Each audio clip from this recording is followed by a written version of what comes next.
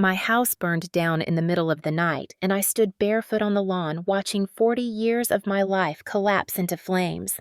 The orange glow lit up the sky like some cruel celebration, neighbors gathering at the edge of their porches whispering my name, but nobody could step into the inferno that was once my home. I clutched an old shoebox of photographs against my chest, coughing on the black smoke that clawed at my lungs. Every memory I had was being devoured by fire: the kitchen where I raised my children, the bedroom where my husband died, the rose curtains I had sewn with my own hands. It was gone in less than 20 minutes. The firefighters shouted orders, but their hoses seemed useless against the beast of heat and crackling wood. One of them put a blanket around my shoulders and asked if I had anywhere to go. Anywhere to go. The words cut through me sharper than the flames ever could. When the last wall groaned and fell with a shuddering crash, I realized I no longer had a home, no longer had an anchor, no longer had the place that had defined me since I was 22 years old. So I did the only thing that made sense. I drove through the dark ash still clinging to my hair toward my daughter's house, hoping blood would mean something.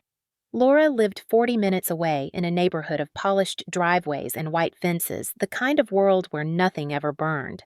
I thought she would open the door and hold me.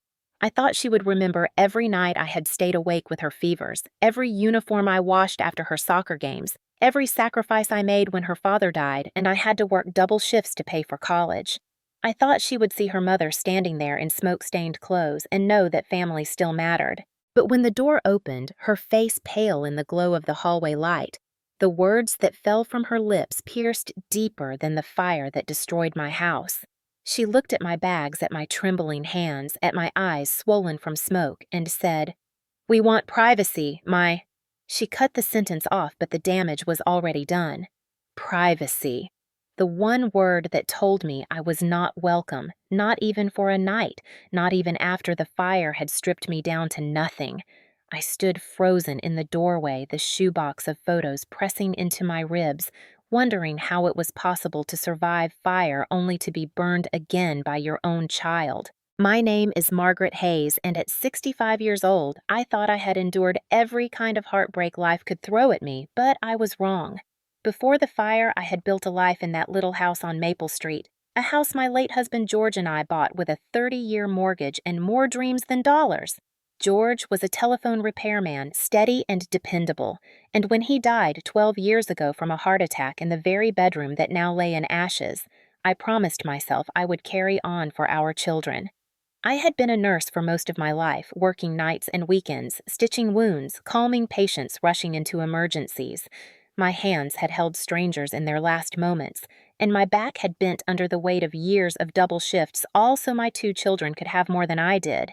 Laura was my firstborn, sharp-witted, ambitious, the kind of girl who always wanted the best shoes, the best grades, the best life. Daniel came 2 years later, softer around the edges, more like his father, content with little things, but easily overshadowed by his sister's commanding personality. I raised them in that house with the squeaky floorboards and the smell of roses from the backyard. I cooked dinners at a kitchen table covered with homework sheets, washed uniforms until the fabric thinned, and clapped at graduations until my hands stung. I thought love and sacrifice would be remembered. I thought it would be enough. Laura grew up and entered marketing climbing quickly, collecting promotions and opinions, always speaking in the clipped tone of someone who believed she knew better.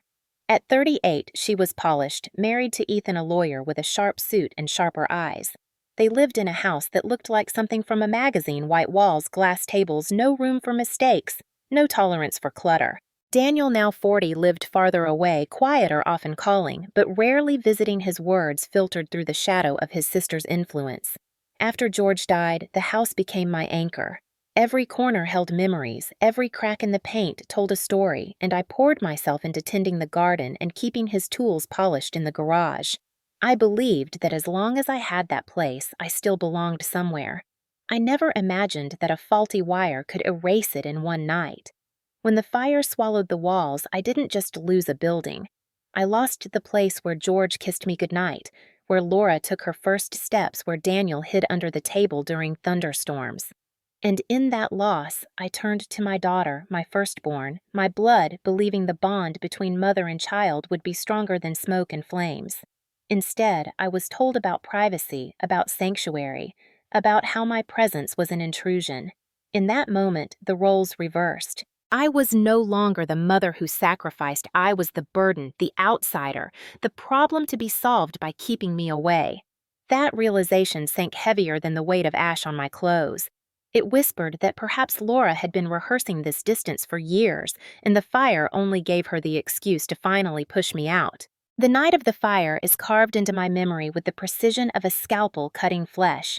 It was late past midnight, and I had just turned off the kitchen light after washing the last mug of chamomile tea. I remember the quiet hum of the refrigerator, the tick of the old clock on the wall, and then the sudden snap, like a whip, that echoed from the hallway. At first, I thought it was nothing, just the old wiring acting up, but then the smell of burning plastic slithered into the air, and before I could grab the flashlight, the hallway erupted in sparks. The flames crawled across the ceiling as if alive orange tongues licking the paint, black smoke spilling down the stairs like a dark tide. I ran to the bedroom to grab George's sweater, the only piece of him I still kept by my pillow, and snatched the shoebox of photographs from under the bed.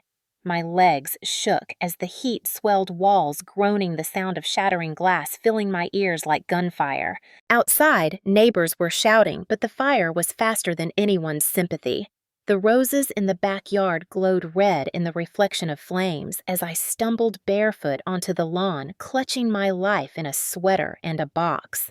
The firefighters arrived in a rush of sirens, their boots pounding against the pavement, their hoses spitting arcs of water that hissed uselessly against the inferno. I stood shivering under the wool blanket they draped across my shoulders, watching 43 years of memories curl into black ash. I saw the kitchen table where Daniel built his first model airplane collapse into sparks. I saw the curtains Laura once begged me to sew with pink lace vanish into smoke. And when the roof gave way with a sickening crash, I screamed not from fear, but from the raw, ripping sound of my life being torn in half. By dawn, nothing remained but a skeleton of charred beams and a smell that clung to my hair like grief. The fire marshal muttered about faulty wiring, about insurance adjusters, about procedures, but his words meant nothing to me. All I heard was the silence of a home that no longer existed. I stood on the edge of the debris chutes sinking into wet ash and felt the kind of hollow that comes when the past, present, and future are all erased in one night. I wanted to collapse into the ruins to disappear with the walls, but survival is a cruel instinct. So I packed what little I could salvage into 3 garbage bags that smelled of smoke and despair. The shoebox of photographs, George's toolbox from the garage, and a handful of documents. That was all. That was my life. Driving away from the wreckage, the sunrise painted the sky pink and gold, a cruel contrast to the black ruin behind me. I whispered George's name as if he could still hear me begging for strength, begging for guidance, but only silence answered. By the time I reached Laura's neighborhood, the contrast was unbearable. Perfect lawns, gleaming windows, cars washed and polished houses standing proud as if the world had never known disaster. I parked in her driveway, the ash still on my skin, the smell of fire still clinging to me, and sat for a long time with my hands trembling on the steering wheel. I thought of every bedtime story I had read to her, every fever I had soothed, every paycheck I had stretched to buy her textbooks. I thought of the promises I made to George that I would always keep the family together. My heart hammered with hope as I stepped out carrying the shoebox and dragging the garbage bags up the pristine walkway. But when the door opened and Laura's eyes scanned me with discomfort instead of relief when she glanced at Ethan standing behind her in his perfect shirt, when she uttered the word privacy, as if my presence was contamination, I felt something inside me fracture beyond repair. It was worse than the fire, worse than the destruction of wood and stone. Because houses can be rebuilt, but trust once burned leaves nothing but smoke and scars. Laura stood in the doorway with the kind of posture that belongs to someone expecting a delivery, not their mother who had just lost everything. Her arms were crossed, her hair pulled back in a sleek bun, her silk blouse untouched by life's stains. Ethan appeared behind her tall, sharp jaw, the faintest look of irritation on his face, as if my arrival had interrupted something important. I tried to smile, tried to make my voice steady, though the smoke had left it hoarse.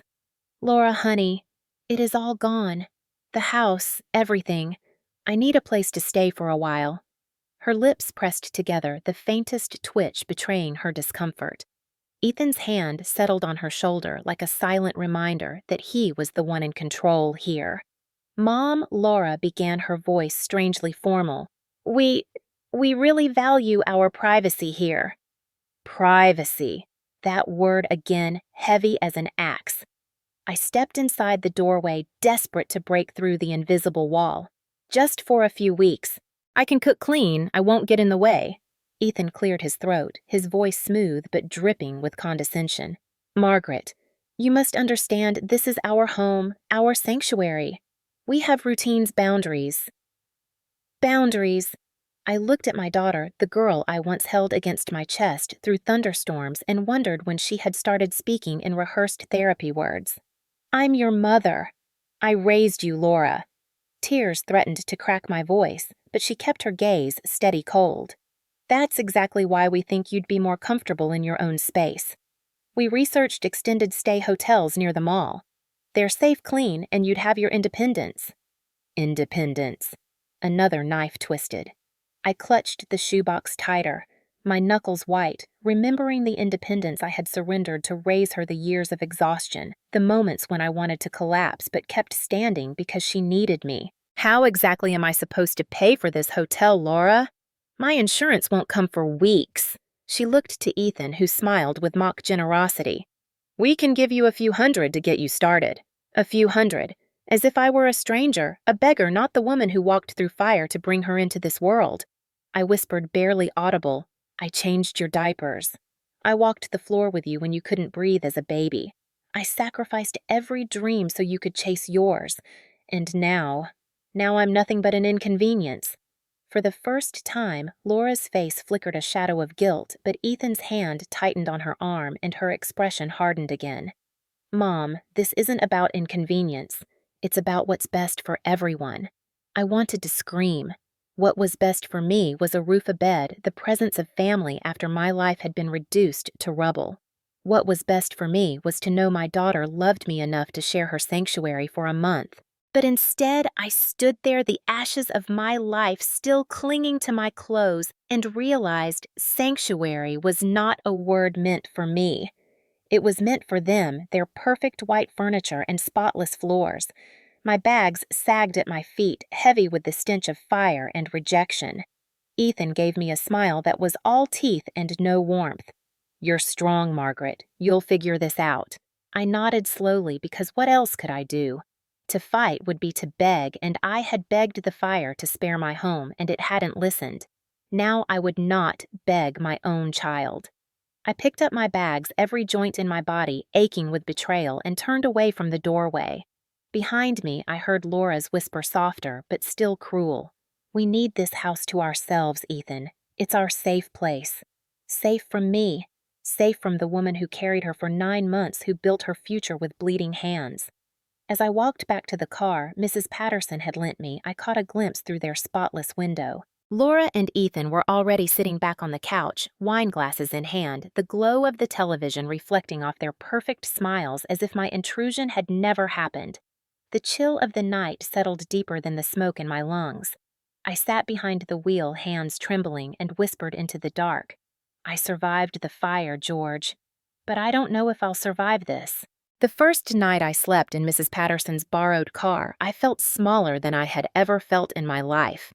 The back seat smelled of stale coffee and pine air freshener, the upholstery stiff under my aching body. I tried to fold George's sweater into a makeshift pillow, but the wool scratched my cheek and smelled faintly of smoke, reminding me of everything I had lost. Outside the Walmart parking lot, lights glared down with merciless brightness, illuminating my shame for the whole world to see. Every set of headlights that passed made me flinch, afraid someone would recognize me, afraid a security guard would tap on the window and order me to move along like I was nothing more than trash to be swept away. I told myself it was temporary, that tomorrow Laura would call, that she would regret her words and invite me back. But when the morning came, all I had was a stiff neck, swollen ankles, and silence. Day 2 was worse. I tried to stretch the little money left in my purse, $93 and some coins, but it vanished fast. A gas station sandwich tasted like cardboard, but drained me of 3 precious dollars. The bathroom mirror showed a woman with wild hair, ash smudged under her eyes, and lines carved deep by exhaustion. I avoided my own reflection because every glance screamed failure. I was 65 years old, a retired nurse who had once saved lives, and here I was rinsing my mouth with tap water, praying no one would notice my trembling hands. By the 3rd day, I had perfected the art of invisibility. Park at different lots so no one would suspect I was living in the car. Pretend to be waiting for someone when security cruised by. Keep the shoebox of photos hidden under the seat as if someone might steal even my memories. I started to dread the hours of night when silence pressed down like a weight, when my mind replayed Laura's words over and over. Privacy, independence, boundaries. Those words mocked me, echoed louder than the crackle of flames. I wondered if perhaps she had been waiting for the right excuse all along, if the fire had given her the justification to cut me loose. The thought festered in my chest like rot. Hunger gnawed, but pride gnawed deeper. I thought about asking Daniel for help, my son, who lived 2 states away, but the shame stopped me. He had always been overshadowed by Laura, always hesitant, and I couldn't bear to hear hesitation now. I couldn't bear to hear him stumble between loyalty to his sister and pity for me. So I stayed silent. The nights grew colder, autumn sinking its teeth into the air. I curled tighter under George's sweater, my breath fogging the windows, and every creak of the car made me jump. Once around midnight, a group of teenagers roared past, with music blasting their laughter, filling the empty lot. For a moment, I wished the fire had taken me too, that I wouldn't have to endure this humiliation. But survival is stubborn. Even when dignity is gone, survival clings like smoke to fabric. On the 4th morning, stiff and hollow, I pulled the old wallet from my purse and found the business card wedged in the fold. The edges were frayed, the ink faded, but the name was still there. Emily Carter. A neighbor's daughter from decades ago, once just a bright-eyed girl who borrowed sugar from my kitchen, now a household name on television.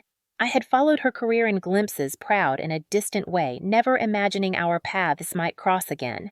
I had kept her card, not because I planned to use it, but because sometimes holding on to a piece of someone else's success makes your own failures feel smaller. Yet as I traced the faded letters with my finger, an idea flickered. Could I call her? Could I reach out to someone who had once been like family, even though fame had carried her far away? The thought terrified me. Why would a woman like her, adored by millions, care about an old neighbor with smoke in her hair and shame in her pockets? I shoved the card back into my wallet, heart racing at the absurdity. But the seed was planted. As the sun rose over the parking lot, pink light streaking the sky, I realized I had hit rock bottom. I had no more strength to pretend, no more dignity to protect. I was a 65-year-old woman living in a borrowed car with nothing left to lose. And sometimes losing everything is the only thing that gives you the courage to reach for something new. On the 5th night in the car, after another restless attempt at sleep with George's sweater pulled to my chin, I finally surrendered to the impulse that had been haunting me since I found that card. My fingers trembled as I pulled it from my wallet again, the edges soft and yellow with age. Emily Carter. I remembered her not as the face I had occasionally glimpsed on television screens in hospital waiting rooms, smiling in red dresses on late-night talk shows, but as the little girl next door who used to sit on my porch steps eating popsicles with Laura and Daniel. Back then, she was all knees and elbows, forever scribbling in notebooks, announcing that one day the world would know her name. I had laughed at her certainty, had given her cookies, and bandaged her scraped knees. Now she was someone the whole country recognized, and I was no one, just a woman hunched in a parking lot with nothing but smoke-scented clothes and an empty stomach. I stared at the faded number for nearly an hour before daring to dial. Each ring felt like a lifetime. I almost hung up after the 4th, convinced it would lead to some long-abandoned landline, or worse, a stranger who had no idea who I was. But then the line clicked, and a warm, unmistakable voice filled my ear. "Margaret, is that really you?" My breath caught. "Yes, it's me. It's Margaret Hayes. My house, it burned down. I thought maybe, I don't know why I called. There was silence for a heartbeat, then her voice sharpened with urgency. Where are you right now? I swallowed hard. A McDonald's parking lot outside Tulsa. Emily didn't hesitate. Stay there. I'm coming. 2 hours later, headlights swept across the lot and a sleek black SUV pulled up beside me. The door opened, and there she was older. Yes, polished by fame, but unmistakably Emily. Her hair shone under the streetlight, her coat tailored and elegant, but when she looked at me, her eyes were the same stormy green I remembered from the girl next door. She rushed forward and wrapped me in an embrace that stole my breath. Margaret, you look like you've been through hell. I clung to her coat, ashamed of the smell of smoke clinging to me, ashamed of the tears soaking into her expensive fabric. I whispered, I shouldn't have called. I didn't want to drag you into this mess. She pulled back just enough to meet my eyes. You should have called years ago. She insisted I gather my few belongings. With gentle authority, she carried the garbage bags and the shoebox to her car, loading them like they were treasures, not trash. I climbed into the heated seat, the warmth enveloping me, and for the first time in days, I felt my body thaw. Emily drove with calm assurance, talking softly, telling me how she had been back in Oklahoma for a short break between shows, how she still visited the old neighborhood sometimes, how she had never forgotten the woman who made her pancakes on Saturday mornings when her own mother worked double shifts. You took care of me when I was little, Margaret. Now it's my turn. Her house was nothing like Laura's sterile showcase. It was large, yes, set on rolling hills behind an iron gate, but it pulsed with life. Photographs lined the walls, books crowded the shelves, and the kitchen smelled faintly of cinnamon. Emily guided me into a guest room bigger than my old living room with a bed so soft I nearly wept when I touched it. Fresh linens, a view of the garden, even a vase of tulips on the nightstand. I turned to her, my throat tight. This is too much. I can't stay here. She smiled, a mixture of kindness and determination. You can and you will. Your family. The days that followed felt like stepping into someone else's life. Emily treated me not as a burden, but as a guest of honor. She cooked with me, though she laughed at her own lack of skill compared to mine. She listened as I told her about George, about Daniel, about Laura's cold rejection. Her face tightened with anger at that part, but she said nothing cruel only. Then it's their loss. I found myself humming while making breakfast, something I hadn't done in years. For the first time since the fire, I slept through the night without waking in panic. Yet beneath the peace, a storm brewed. Laura called once, voice sharp with suspicion. Mom, where are you? People say they've seen you with someone. I answered simply, I'm with an old friend. She pressed which friend I refused to say. When I hung up, my hands shook, but Emily laid hers over mine, steady and strong. Let her stew. You don't owe her explanations. It was then I began to realize the twist of fate that had landed me here was more than rescue. It was rebirth. The fire had stripped me of walls, of possessions, of illusions. Laura's rejection had gutted me deeper than the flames, but it had also forced me to see the truth. Blood alone does not define family. Love does. And sometimes love comes back to you in the form of a once little girl turned woman standing in your doorway saying, stay. I didn't know it yet, but this second chance, this alliance with Emily would not only save me, it would become the stage upon which justice would finally arrive, where the betrayal of my own daughter would be exposed not in whispers, but in front of the world. Living in Emily Carter's home felt at first like stepping into a dream, and I admit I spent the first few mornings waking in panic, unsure where I was. The bed was too soft, the linens smelled of lavender instead of smoke, and the sunlight spilled across the wide windows as though mocking the ashes I had left behind. But gradually, my mind began to adjust. Emily treated me with the kind of kindness that never felt like charity. She insisted I sit at her long oak kitchen table and drink coffee from porcelain cups while she bustled about, still the same girl at heart, though now with the polish of someone who had conquered the world. Margaret, you need to stop apologizing every time you breathe, she teased gently when I offered to scrub her entire kitchen in exchange for one night of shelter. You saved me once when I was just a little nobody. Now let me return the favor. Days stretched into weeks. Emily took me along to her rehearsals, her charity galas, even to the studio where she filmed. At first, I was self-conscious, an aging widow standing awkwardly among lights and cameras, but Emily never once introduced me as anything less than family. "This is Margaret," she told the crew. "She practically raised me." The words sank into me like sunlight into cold skin. I had been invisible in Laura's world, a burden, an inconvenience. But here I was someone worth acknowledging. The staff smiled, shook my hand, and one young assistant whispered, "You must be proud." I nearly cried right there because pride had not been a part of my vocabulary for so long. Emily also pushed me gently back toward life. She encouraged me to cook, and soon my pot roasts and pies became staples in her house. She laughed at herself whenever she burned toast, and then praised my meals with a sincerity that reminded me that my skills still had value. One evening after dinner, she said, "Margaret, you know what the world needs your story. People think fame and fortune mean you never forget pain, but you and I know differently.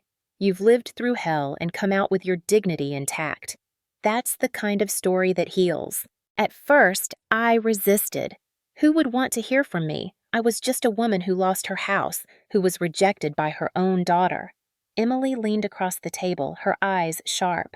"Exactly. That's why they'll listen. Because millions of people out there know what it feels like to be cast aside, to be made to feel small. You can give them hope." And so, little by little, she coaxed me into speaking. First, just a small segment during one of her live interviews. I was terrified, clutching my shoebox of photos backstage, wondering if the cameras would see my shaking hands. But when the red light blinked on, Emily squeezed my fingers and said, "Just tell them the truth." So I did. I told America about the night the fire consumed everything I owned, about the way my daughter looked me in the eye, and said, "We want privacy." I didn't slander, I didn't dramatize. I spoke with the quiet pain of someone who had been burned twice in the span of a week by fire and by blood. And when I finished, the studio was silent, and then the applause came. The reaction was more than I ever imagined. Emails poured into Emily's show. Strangers sent letters saying they had been through the same, that they too had been abandoned by children they once raised. Some offered prayers, others offered solidarity, and a few even offered spare rooms if I ever needed one. For the first time since the fire, I felt not like a discarded relic, but like a voice that mattered. Meanwhile, Emily made sure I remembered that self-worth wasn't about applause. She dragged me into her garden on weekends, handing me gloves and laughing when I scolded her for overwatering. She said, "Margaret, you need to plant something new. It's the only way to remind yourself that ashes make the best soil." Together, we planted tulips, roses, and tomatoes. When the first green shoots appeared weeks later, I felt something unfurl in my chest that had been locked away since George's death. Hope, yes, but more than that, renewal. Laura called occasionally, her voice always dripping with suspicion. "Mom, people are saying things. You've been on television with Emily Carter. Why didn't you tell me?" Her questions weren't about my well-being. They were about control, about ownership of the narrative. I answered her calmly. "I didn't think you'd want your privacy disturbed." There was silence on the line before she snapped, "That's not fair." But it was fair. For once, I wasn't the one apologizing. Each call revealed more of her unease. She didn't like that I had found a place without her, that I was no longer begging at her doorstep. Ethan's voice occasionally cut in the background, sharp mocking, but Emily reminded me, "You owe them nothing." Every time I hung up, I felt stronger. By the third month, I realized something extraordinary. The fire had stripped me of possessions, yes, but it had also stripped me of illusions. I no longer clung to the hope that Laura would become the daughter I dreamed of. I saw her clearly now, not as my failure, but as her own choice. And in letting go of that, I reclaimed myself. Standing one evening on Emily's porch, watching the sunset bleed into the Oklahoma horizon, I whispered to George's memory, I survived. Not because of Laura, but in spite of her. For the first time in decades, those words didn't taste bitter. They tasted like freedom. It started with a letter that arrived one Tuesday morning, slipped into the pile of fan mail Emily's assistant sorted on the kitchen counter. Most envelopes were from strangers across the country, people thanking me for sharing my story, telling me how it gave them strength. But this one had handwriting I recognized instantly. My daughter's. The envelope was cream expensive with my name written in Laura's sharp, deliberate strokes. My heart stuttered as I unfolded the note. Mom, Ethan, and I have been thinking. We realize now that maybe we were too quick to push you away. We'd like you to come over for dinner this weekend. Let's talk, just the three of us. Love, Laura. The words were neat, the tone polite, but something about them chilled me. Love, Laura. As though she could stitch our wounds closed with a fountain pen. Emily read it over my shoulder and shook her head. This isn't love, Margaret. This is strategy. Don't be fooled. Still, I couldn't ignore it. Against my better judgment, I agreed to meet. Emily insisted on driving me there herself, refusing to let me walk back into that house alone. The moment I stepped through Laura's gleaming doorway again, I felt the weight of déjà vu. The same polished floors, the same spotless glass tables, the same faint scent of lavender cleaner. But this time I carried myself differently. My back was straighter, my chin higher. Emily's quiet presence beside me steadied me like armor. Laura greeted me with a bright smile that didn't reach her eyes. Ethan appeared moments later with a bottle of wine, his grin sharp and insincere. Margaret, it's good to see you, he said smoothly, as though the night they turned me away had never happened. We sat at their immaculate dining table, the three of us on one side, Emily on the other, watching. Dinner was roasted salmon prepared perfectly, but every bite lodged in my throat. Laura kept speaking in practiced lines. Mom, I've been reflecting. I know I wasn't fair. Things were stressful that week. You caught us off guard. You told me I was unwelcome. I reminded her quietly, my fingers brushing the rim of my glass. Her smile faltered. We needed space, boundaries. But you have to understand, Ethan and I, we only wanted what was best for everyone. Ethan leaned in, his voice oily. And we think what's best now is reconciliation. You're in the public eye, Margaret. People are talking about you. Wouldn't it be nice to show them a picture of a family united? There it was. The truth slipped between his teeth like venom. Not concern, not love appearance, control. My stomach turned. Emily's fork clinked softly against her plate as she set it down. What exactly are you proposing? She asked, her voice calm but edged with steel. Laura's gaze flickered nervously before she answered. Maybe Mom could move back in with us.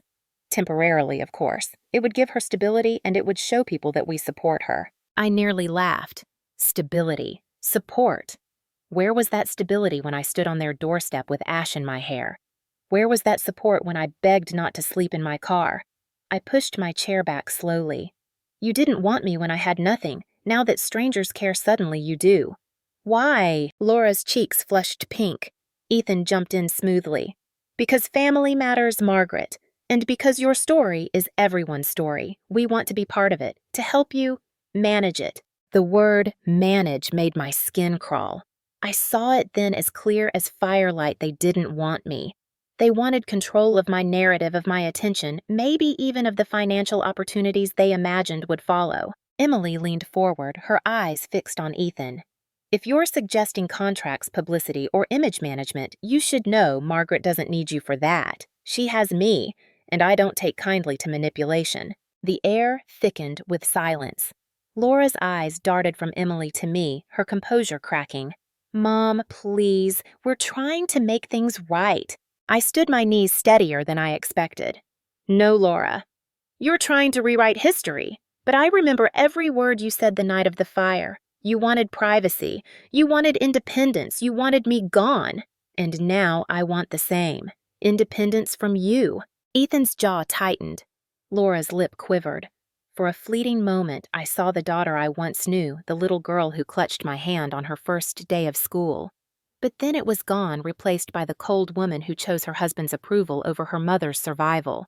Emily rose beside me, her presence like a shield. We're done here, she said firmly. As we walked out, I felt the weight of the shoebox of photos in my purse, the one thing I had left from the fire. Inside were pictures of Laura as a child, laughing, running through sprinklers, her eyes full of light. I realized I no longer recognized that girl. And maybe I never would again. The night air was crisp as we reached Emily's car. For the first time since the fire, I felt not broken but resolved. Laura and Ethan had shown their hand, and they had no idea that the stage for their downfall was already being built not behind closed doors, but in front of the world. The plan unfolded faster than I expected. Emily called it turning the mirror, a way of letting the world see what had been hidden behind Laura's polished facade. She invited me onto her primetime talk show, the one that reached millions of households across America. At first, I balked, my hands trembling at the thought of exposing my daughter on national television. But Emily held my gaze and said, "Margaret, this isn't about revenge. It's about truth. And truth is the only way you'll ever be free." The night of the broadcast, the studio buzzed with energy. Cameras swung on mechanical arms, producers whispered into headsets, and the audience filled every seat, faces expectant. I sat backstage, clutching my shoebox of photographs like a lifeline. Emily squeezed my hand before we walked out. "You've carried shame long enough," she whispered. "Tonight you put it down." The lights were blinding as I stepped onto the stage. Applause roared not for me, but for Emily, yet she gestured toward me with the kind of reverence that silenced the crowd. "This is Margaret Hayes," she announced. "You may know her as the woman whose story touched millions last month, but what you don't know is the betrayal she endured after losing everything." My throat closed, but I forced the words out.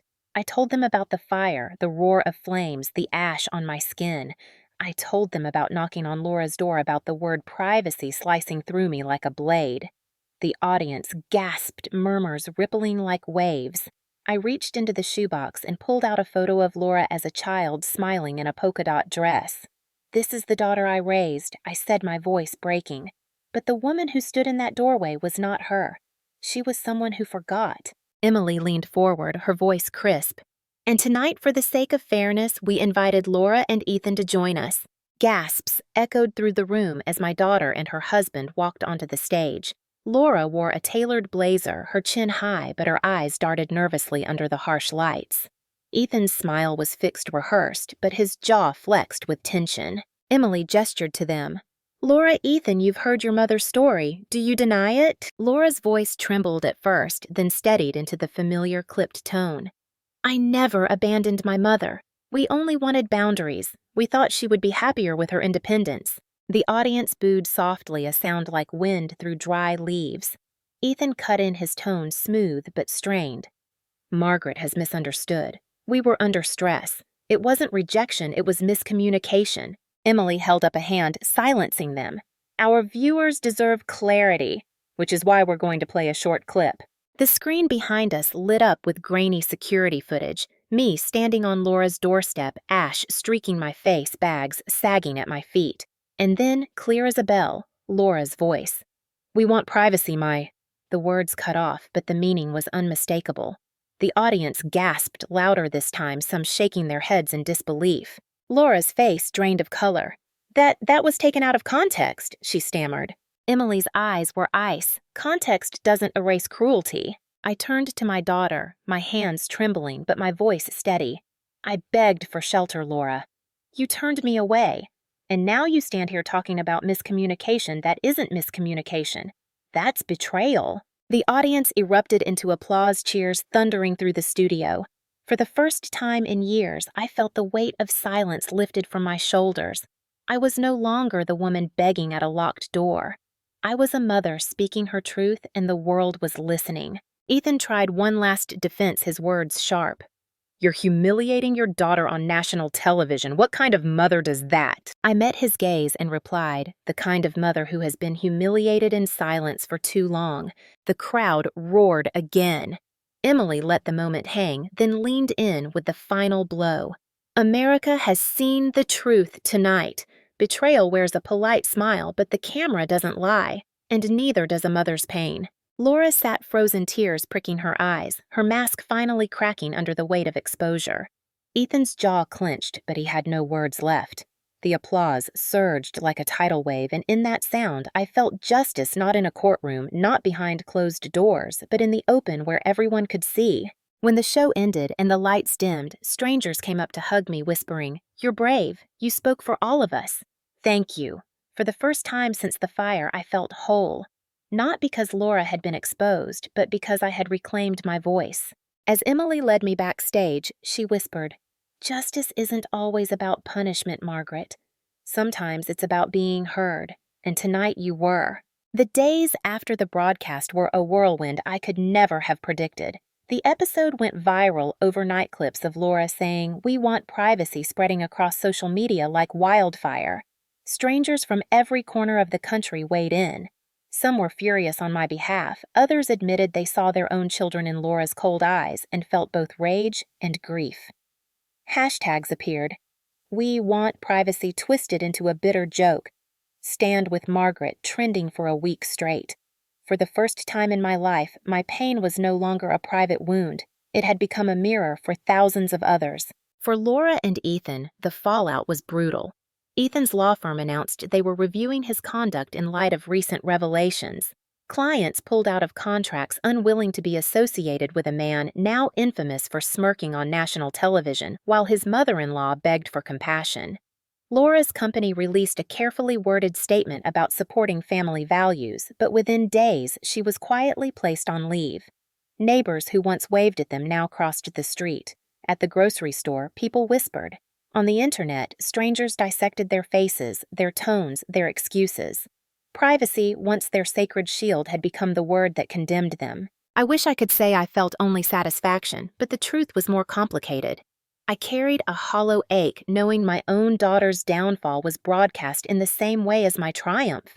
Yet justice has a way of demanding balance. She had built her sanctuary on exclusion, on cruelty, and now the walls had crumbled under the weight of truth. Meanwhile, my life shifted in ways I could never have imagined. Letters poured in from people who had lived through similar betrayals. A woman in Ohio wrote that her children abandoned her after she lost her job.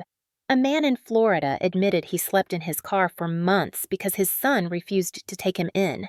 They thanked me for saying aloud what they had been too ashamed to whisper. I realized then that my story was no longer just mine. It belonged to everyone who had been told they were a burden by the very family they raised. Emily encouraged me to lean into this new role. "You're a voice, Margaret," she said firmly, "and voices like yours change things." She invited me to speak at community centers, churches, even a state conference on elder rights. At first, I trembled on those stages, but each time I told my story, the weight lifted further. Applause no longer embarrassed me. It steadied me. People pressed my hands afterward, their eyes wet, telling me I had given them courage. Daniel, my son, who had stayed distant for years, finally called. His voice cracked as he said, "Mom, I saw the broadcast. I'm ashamed I wasn't there for you." My throat tightened. "Daniel, all I've ever wanted was honesty. Don't promise me what you can't give. Just be real." And for the first time, he was. We began to rebuild, not perfectly, but genuinely. Laura tried to reach me once more this time with desperation instead of arrogance. She showed up at Emily's gate, reporters circling like vultures, tears streaking her face. "Mom, please talk to me," she begged, her voice raw. I looked at her through the iron bars, remembering the way she shut her door in my face while my clothes still smelled of fire. My heart twisted, but I had learned a hard truth. Forgiveness does not mean return. "Laura," I said softly, "I hope you find yourself, but I can't let you hurt me again." I turned away before she could answer. The tabloids ran pictures of that moment, spinning it as mother disowns daughter, but for me it was simpler. I was choosing survival over illusion, choosing dignity over blood ties. As weeks passed, Ethan quietly resigned from his firm, citing personal matters. Laura's once bright career dimmed into silence. The world moved on as it always does, but the damage to their reputations lingered.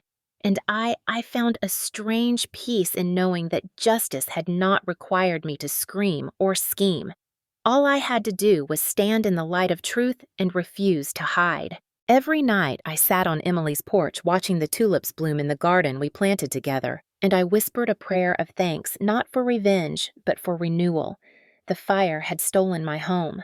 Laura's betrayal had stolen my faith and family, but in losing both, I found something greater myself. 6 months after the fire, I stood in a place I never thought I would on the stage of a community center in Tulsa, looking out at rows of faces lined with age grief and determination. The room smelled faintly of coffee and folding chairs, the kind of ordinary scent that once would have embarrassed me. but now it felt like home. I clutched the lectern not from fear, but from the weight of gratitude. Behind me, a banner read, "Elder Voices Matter." I had been invited to close the conference with my story, and as I looked out at the audience, some in wheelchairs, some holding canes, some with children at their sides, I realized this was what all the pain had led me to. I told them about the night of the fire, the ash on my skin, the shoebox of photos pressed against my ribs. I told them about Laura's cold words about the car where I slept with George's sweater as my only comfort. And then I told them about Emily, the girl who grew up next door and became my lifeline, the celebrity who used her spotlight not for herself but to pull me from the shadows. I spoke of justice not as revenge, but as visibility of how telling the truth on national television had forced the world to see the cruelty families often hide. I ended with a simple line. Sometimes the fire that destroys your house is the very thing that gives you back your voice. The applause was long and steady, but what mattered most were the people who came up afterward, pressing my hands, their eyes filled with the same relief I had once seen in the mirror. They whispered, "Thank you." They whispered me too. For the first time in decades, I felt less alone. Life with Emily became more than refuge. It became partnership. We started a small foundation together using the flood of donations that came after my story went public. We called it Phoenix House, named after the mythic bird that rises from ashes. Our mission was simple: to provide housing and legal resources for older adults abandoned or mistreated by their families. I never imagined my 60s would be filled with board meetings and grant applications, but the work gave me a purpose George would have been proud of. Each brick we laid in that foundation felt like rebuilding not just my home, but my dignity. Daniel visited more often, his guilt slowly softening into genuine connection.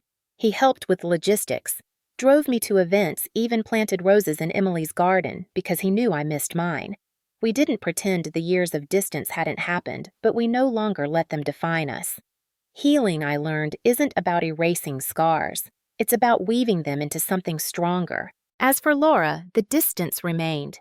Occasionally, I saw her name in small articles, layoffs, whispers of divorce, but she never reached out again. At first, that absence tore at me like an open wound, but gradually I learned to accept it. Some relationships can't be salvaged, no matter how much love you pour into them. Sometimes blood is just blood, not bond. On quiet mornings, I still walk through the ruins of my old neighborhood. The lot where my house once stood has been cleared, a patch of earth now overgrown with weeds. I stand there sometimes with the shoebox of photographs breathing in the scent of grass and remembering George's laughter, Daniel's toy cars scattered across the floor, Laura's childhood voice echoing from the stairs. It hurts, yes, but the hurt is gentler now, softened by the knowledge that from those ashes I built something new. Emily often joins me, slipping her arm through mine. Ashes are just the start of another chapter. She says, her voice calm. Sure. I smile because I believe her. At 66, I have learned that destruction is not the end. Betrayal is not the end. The end comes only when you stop telling your story. And I am not finished yet. To those of you listening now, maybe from your living room, maybe from a lonely place where you think no one can hear you, know this. You are not a burden. You are not invisible. You are not defined by the people who turned you away. Family is not always who you are born to. Family is who shows up when the fire takes everything. The fire destroyed my house, but it gave me the chance to rebuild myself. And standing here now, surrounded by new purpose-chosen family and the echo of applause that carries like a promise, I can finally say the words I once thought I would never feel again. I am free, I am seen, and I am home.